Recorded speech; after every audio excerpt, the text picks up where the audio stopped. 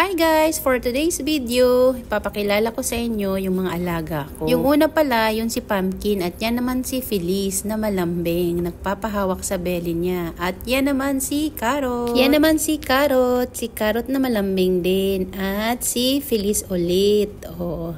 Gustong-gusto niya ng belly rub niya. Tingnan mo, oh, nakabukay-kay pa talaga yung paa niya. At yan naman si Carrie. Magkapatid yan silang tatlo. Magkapatid si Pumpkin, Carrot, at saka si Carrie. Yan.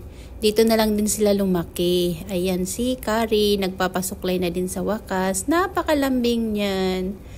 Ayan oh. Ay, ang sweet naman. Dinidilaan niya yung kamay ko. Siguro saying thank you niya yan kasi sinusuklayan ko siya.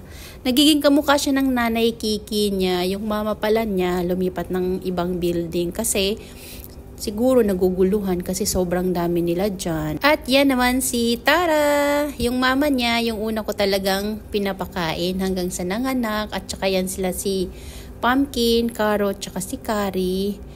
Nilagay lang sila dyan, kaya inalagaan ko na lang. Ayan si Carrot na napaka-pogi.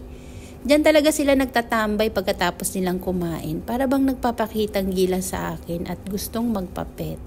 Lalo na yan si Feliz. Yun lang po. Thank you for watching.